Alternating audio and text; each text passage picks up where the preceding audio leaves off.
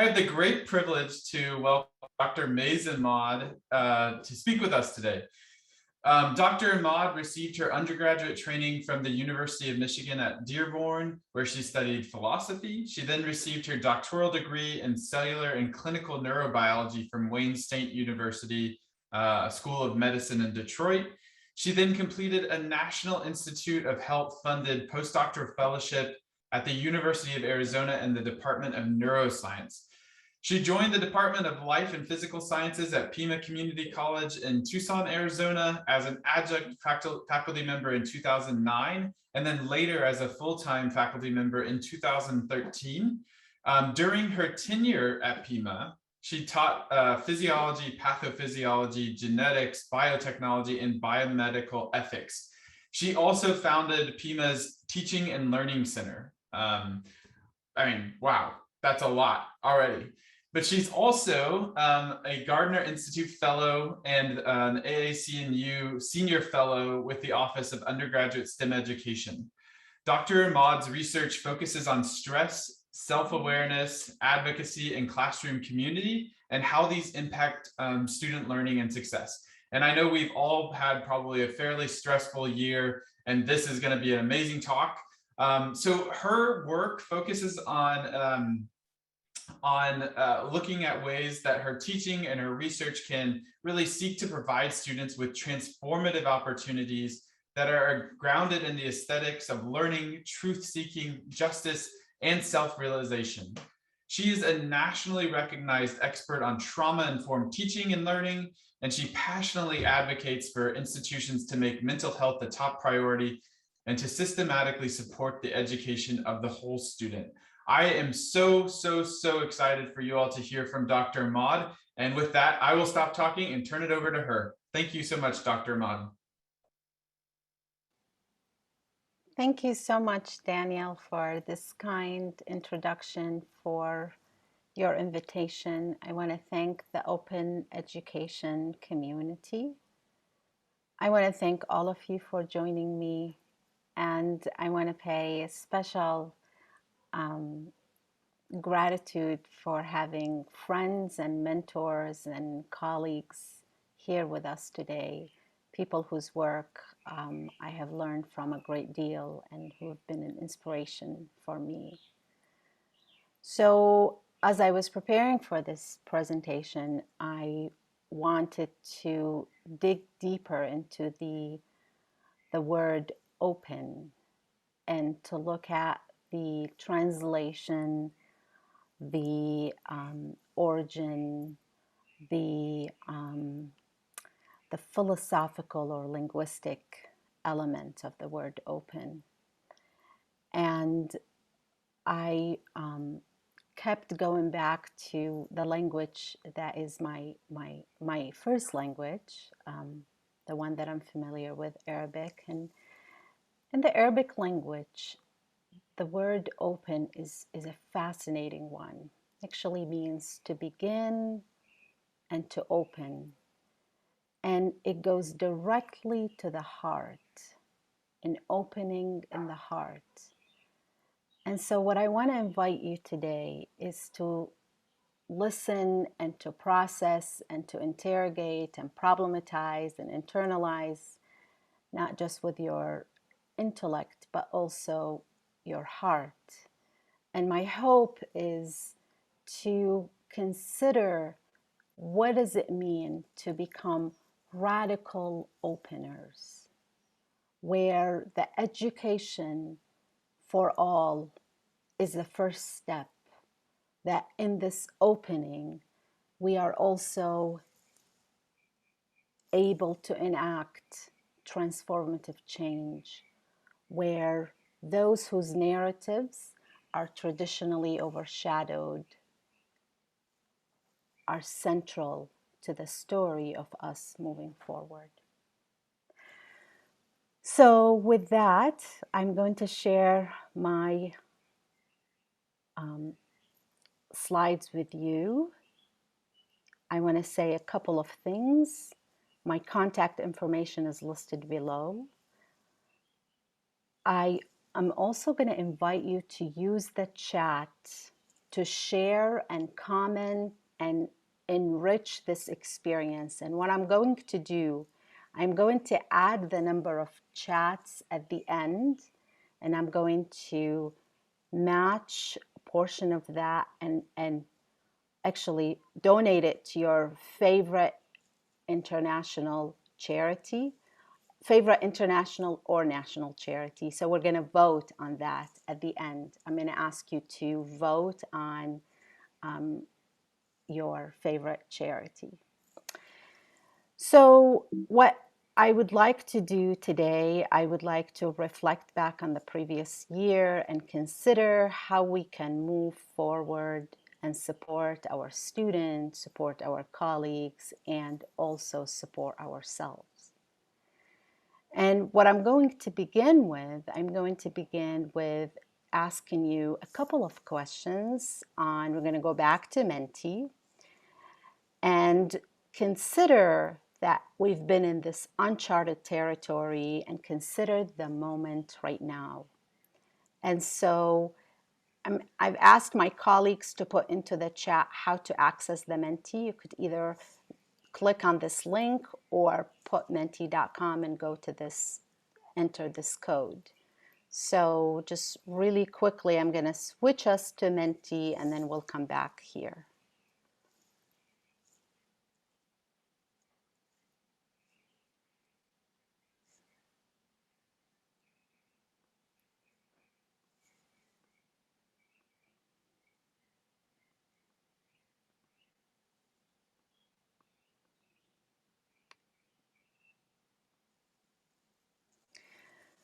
So in the first question, I am inviting you to consider recently how you've been feeling.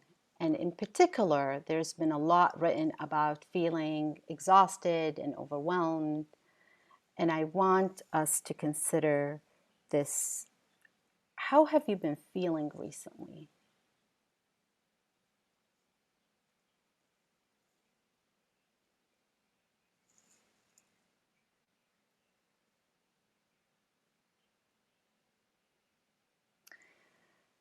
I do this exercise because I want to be intentional to allocate time for well-being. I want to know how the community is doing.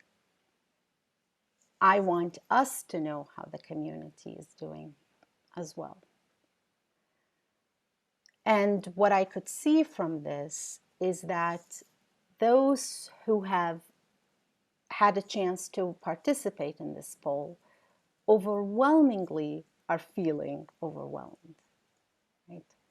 And the nature of feeling overwhelmed is, it is how I feel. Yes, it's subjective, but how I feel, regardless whether the situation warrants me to feel overwhelmed or not, it doesn't matter. It's how I feel. And the feeling of this exhaustion and overwhelm then impacts the rest of my well-being. And so I want us to sit with that. Many of us are caring for family members, caring for students, working and caring for colleagues. We are in the care system, right? Many of us are frontline with the students, and we are feeling this sense of exhaustion or overwhelm. And one of the questions that I keep coming back to is, what can we do to sustain the work that we are doing, to honor, to do justice by our hearts, to honor ourselves, to attend to our own well-being while at the same time caring for others?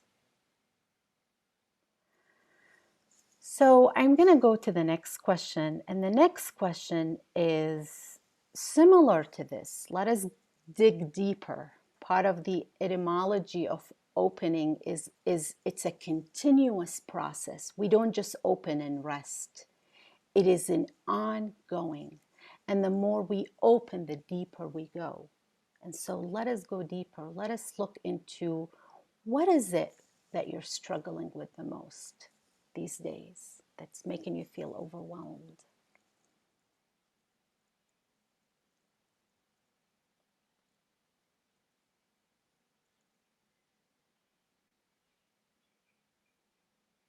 Deadlines, balance, connectedness, exhaustion, parenting, work-life balance, isolation, graduate school, workload, lack of control,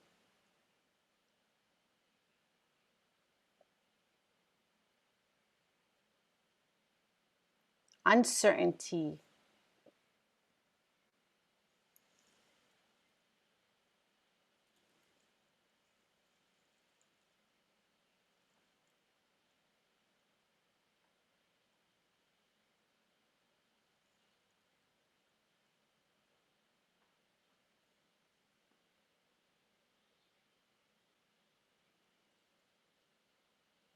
And I'm also reading the chat, and I see that some of you are writing, I'm not feeling alone. I'm gonna talk about that. It's an important, as you read your colleagues' comments. Balance, workload, motivation, uncertainty, isolation, exhaustion. So if we were in a classroom together and we were talking about the stress response, what I would say, I would look at you and I would say, congratulations, your nervous system is working. Considering the circumstances we're in, we're supposed to be feeling this way. And I'm going to talk about the brain, and I'm going to talk about why the brain is feeling this sense of fogginess, uncertainty, lack of motivation, and so on. So I want to thank you for participating in this, Menti. We will come back at that very end to vote on your favorite charity. And right now, I'm going to go back to the PowerPoint. So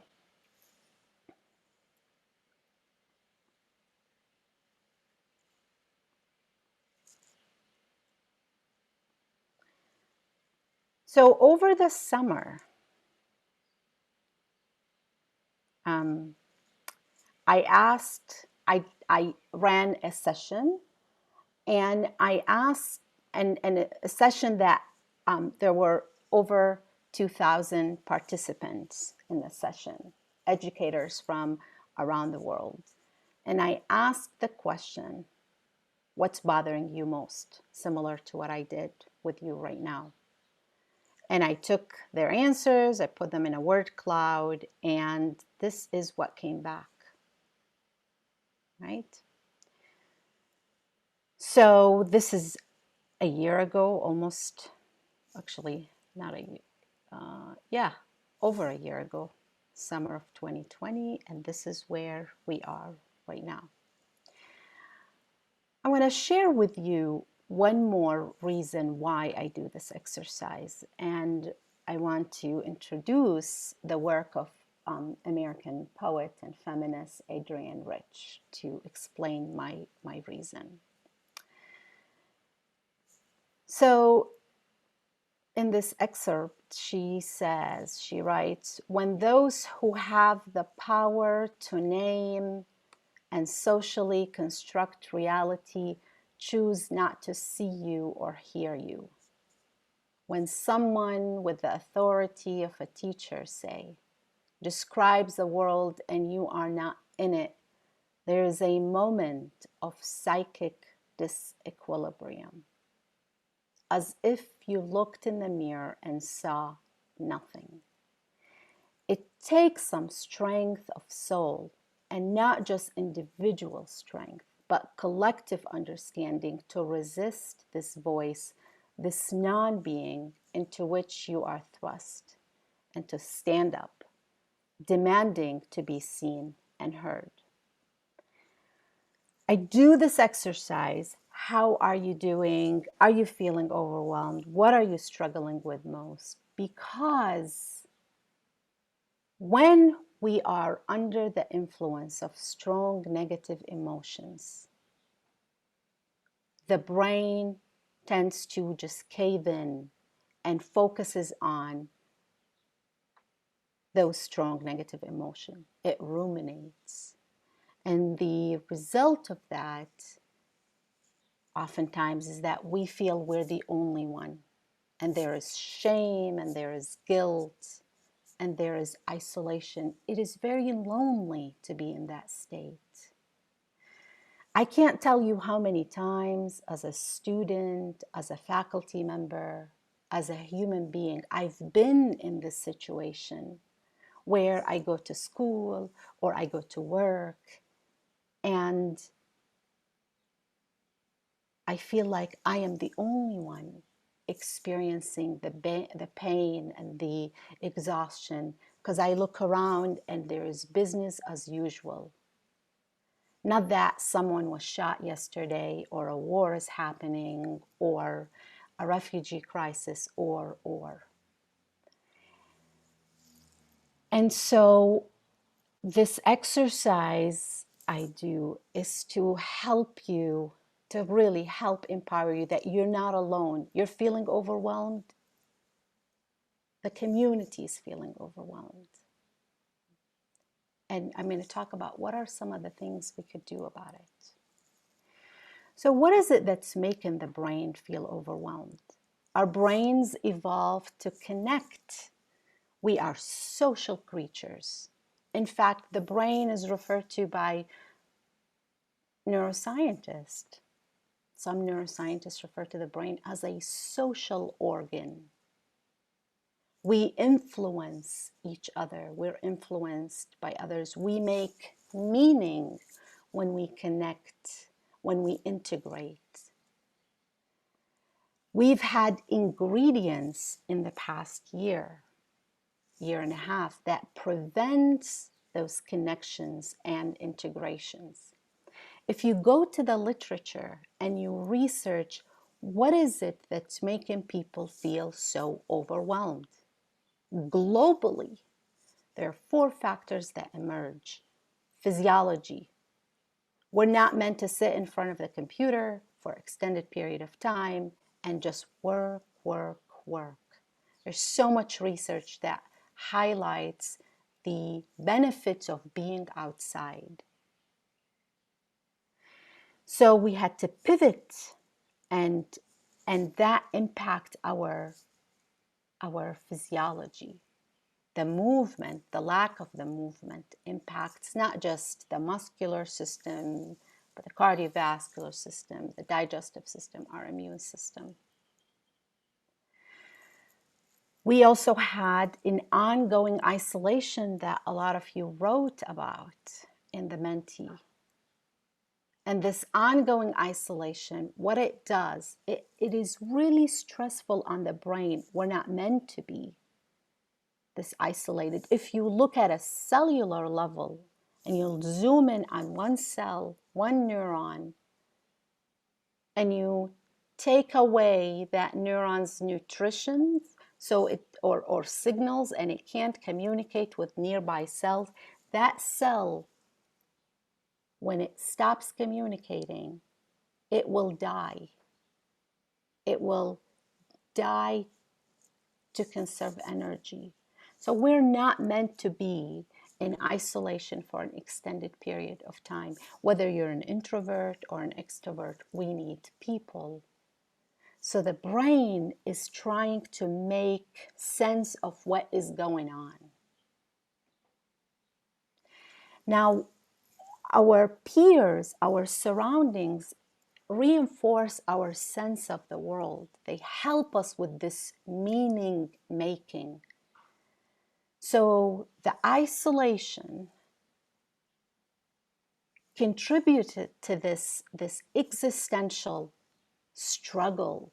What does this mean? Does anything mean anything? We've had goals interrupted, our purpose in life, a lot of people are saying, I don't know what I'm doing. Right? A lot of people say, oh, the people who are quitting right now, this resignation phenomena that's happening, people are tired, people are entitled, they want more, they want this, and so on. And there's also questioning of purpose. Does anything matter?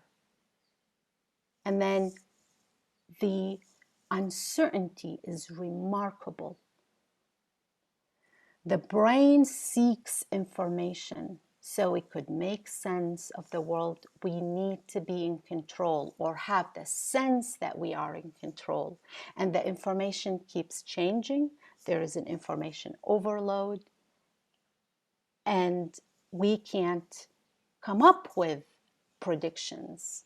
And so the uncertainty, extended uncertainty, combined with the isolation, combined with the struggle to physiology and loss of meaning, they are putting an enormous stress on the brain. This is not it. We also have a crisis of supremacy, where human beings think that they're better than others or better than other species. And we see this globally. And I often pause and wonder, what is it that is driving people to feel that way or to think that way? And that leads to, we have racism. We're not a post-racial society or world. We have poverty in our artificial intelligence world, in our, this global, that we have poverty that causes people to die. And you might be impacted by this firsthand, or you might be aware of it, and it wears heavy on our heart. What can we do? It is breaking our hearts. We have erasure, people's histories, people's knowledge, communities' is resilience are taken out of history and textbook. And we have mass incarceration. Young people are put in prison because they grew up in a system that cornered them, forced them to make choices that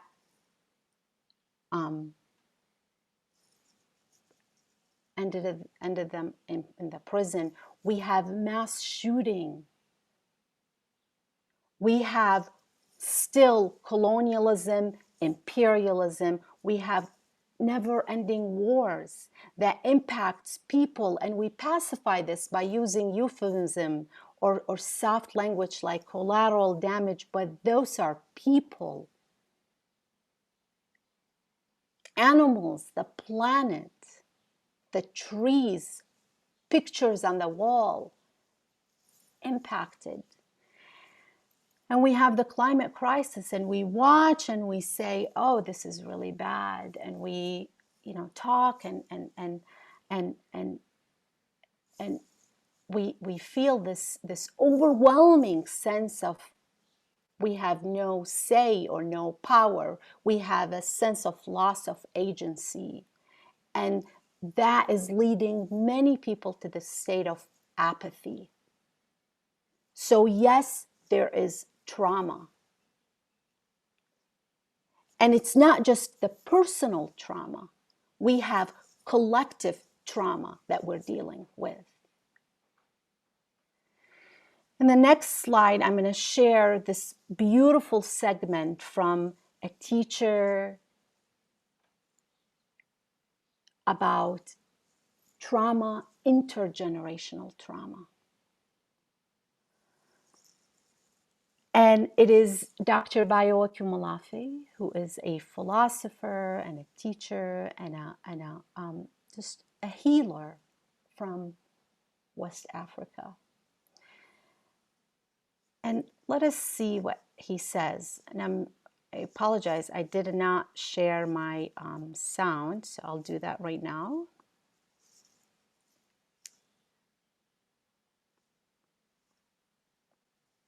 It's almost as if trauma is much more than just my experience. This is the reason why some Black activists and professors in decolonial traditions respond when people say, oh, forget about slavery. It happened 400 years ago. I mean, you're hung up on something that happened 400 years ago. No, because 400 years ago is still quite present. Because trauma is not just my experience, because I might be living in a traumatic space that is part of a volatilome of feelings and emotions, because I'm still partaking in feelings that may not be mine as such, because trauma is not a private affair, it's a public event.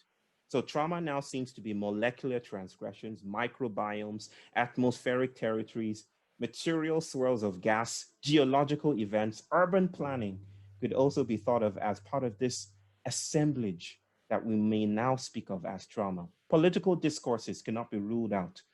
All of these might be thought of as trauma.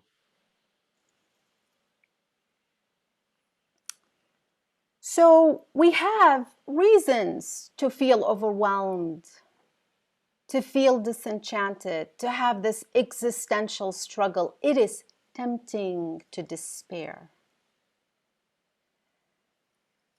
And yet what I know about the brain and the little that I know about the heart and what I know about the human spirit and what I know about my own trauma and the healing that I've been able to and still work on, I am here to say that there is also another narrative, one about collective healing, about the community, about what Desmond Tutu, the Archbishop Desmond Tutu says, I learned to be a human through other human beings. I learned to heal my own trauma from being in the classroom, from working with my colleagues. Desmond Tutu also says, we have hardships without becoming hard. We have heartbreak without being broken. So we do have a choice. We could choose to do nothing, remain passive, ambivalent, romanticize hopelessness, ruminate on what we cannot do. That's fair. That's an option. We have another option. This other option is more dynamic, that we do something. And we do something by going back to the previous normal, repeating what we've been doing. That's an option. Or we forge a new way. In this radical opening, in this continuous radical opening, I want us to consider and envision and enact and dream of this forging a new way. And this forging a new way cannot be done alone. This is not an I or you journey. This is an us journey. So we heal through relationships. And it's not just relationships of me and you. It is an interdependent relationships with the earth and all of its inhabitants. It's a relationship I have with you, and it's a relationship that I know it is there with the people in Yemen whose stories have been forgotten, where the foreign policy in this country impacts and other countries. Right? It's this awareness that we are intimately interconnected, interdependent. that if there is justice or inhumanity somewhere, it will be everywhere. Trauma shatters our assumptions about the benevolence of the world, about the meaningfulness of the world, our sense of self and sense of self-worth. So trauma is very much relational. There is a heartbreak. You turn on the news and you see another shooting, or you see people getting evicted, or you see, and you see, and you see, and it breaks your heart because we're empathic. Those are our siblings somewhere, right? And you feel this, can I do anything? What can I do? Well, the trauma is relational and the healing is relational. We're not going to fix this, right? We're not going to fix this, but we can start. We can make a commitment to this radical opening. We can interrogate and problematize and dream and dare to say, no, no, I am done with this status quo. It is not beautiful. I am committed to something that I aspire more for humanity. I'm going to look for that, and we're going to work on it together. And we can start small. We can start with the heart, with ourselves, and work with our small niche, our students, our colleagues. So this trauma-informed care, this is not something new that started when the pandemic started. Other sectors were using it. Other communities were using it. Maybe they didn't give it the language that is there. And what I have for you are just some suggestions, some recommendations that I have been sitting with and just really trying to embody and understand and dissect. What does it mean to welcome my students and my colleagues and the people that I interact with, having this lens, this trauma lens, and being prepared? So I have a few suggestions for you. Number one, learn about trauma, including intergenerational trauma. Learn about it and notice. The more you learn, the more you will have moments of self-assurance and reassurance. The more you will learn about your own journey. An example, look up The Wisdom of Trauma by Gabor Mate. It's a documentary and it's a series of interviews. It's a beautiful documentary. Number two, resist pathologizing or trying to fix. Many of us are not therapists, we're not counselors. We're not treating people who are experiencing psychological trauma, this individual and collective. There's nothing wrong with them. Something happened to them. Something happened to their communities and their families. We don't need to fix them, right? Number three, get to know people instead of making assumptions or categorizing them. I don't want someone to put me into a box or say I am like the rest, or I am. So people, remember, trauma is relational, the healing is relational. So spend time getting to know people. What do you think? Pause and let people know that you are being intentional to get to know them. It matters because when we make assumption about someone, when we microaggress against someone, it activates the stress response. It sends messages which are powerful. Does the person not care to get to know me?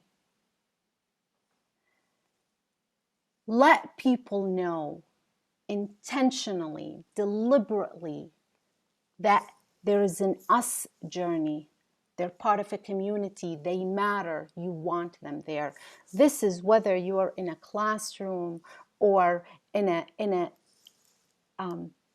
instructional designer or in a teaching and learning center or in the library. Let people know they matter. We assume that our students know that we know they matter. Let us not assume. Let us be explicit about that and repeat that message. Number 5, when we are in a state of persistent uncertainty, when we feel the sense of loss of agency, it can be really overwhelming. It can be really lonely. So when people say, I don't know what's going on with me, I was interviewing a student the other day, and the student said, it's like I lost my motivation. And it reminded me of the many times where I thought, did I lose my intelligence? Did I lose my cognitive ability? Did I lose my, right? But I was under the influence of, again, the toxic stress, right? And so knowledge can be healing. We want to let people know that if you're experiencing this, it's not because you're not motivated or you're lazy, you're not hardworking, you're not intelligent, you're not brilliant. Your body is coping. And so knowledge can be healing, it's empowering.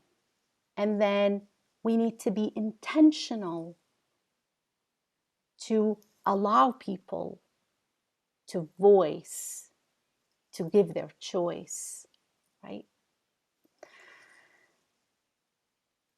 Rather than waiting for something, a crisis to happen, and we're going to have mental health initiatives and so on, we need to preemptively prioritize it. Now more than ever.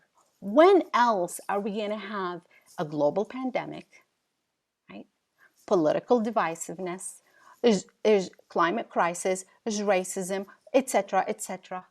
That is wearing heavy on us. So let us preemptively prioritize mental health care. Contextualize, culturally in tuned mental health care. How can we facilitate meaning making? And what I mean by this is, again, we're not going to fix this massive thing. What we can do is work within our domain. So with the students, I say to them, why are we doing this? What does it mean in the grand scheme of things? How does it relate to the community? How does it, right? We could help people reconnect with meaning or establish meaning. Number 8. All of these are antidotes to those 4 and the other factors that I shared. What can we do in an intentional fashion to bring people together, foster a sense of community? So all I say when I teach again and again and again is, this is an us journey. I'm trying to shift a culture, one of competitive and rigor and this and that, to it's an us journey. If someone is missing, it is not the same. I had a student say that they weren't going to be able to make it. And I said, oh, it's not going to be the same. Student showed up. And I didn't put pressure. I didn't say, oh, you're great or this or that. But I genuinely was like, oh, one of the community is not going to be there. Is that? What does it mean to bear witness? to people's struggle and also their strength. A lot of times, and that's why I started with that exercise, when we are feeling I'm procrastinating or I have lack of motivation, we feel shame, we internalize it, we feel deficits, all kinds of deficits, right? And that is very lonely. And so when someone says to me, of course you're feeling this way, when they recognize the truth in my experience and they advocate for it, of course you're feeling this way. It can be healing profoundly. And also their strength and their brilliance. When we recognize the truth, we pause, we advocate for it. And then the 10th invitation or suggestion is, how can we advocate for transformative change?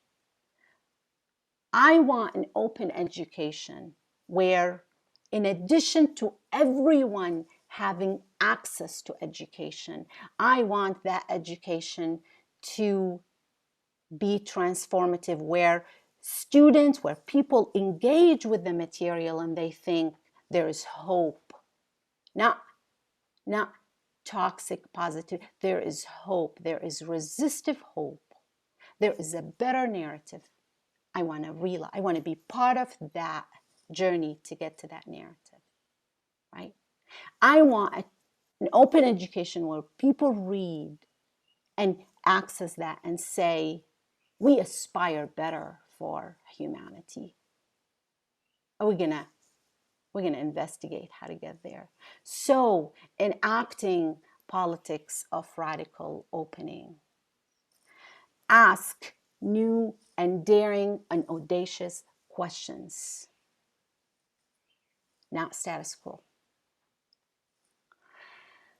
Whose narrative is being overshadowed in this moving forward? That is critical. And I want to end with a poem by the Palestinian poet Mahmoud Darwish. He says, think of others. And he says, as you prepare your breakfast, think of others. Don't forget to feed the pigeons. As you conduct your wars, think of others. Don't forget those who want peace.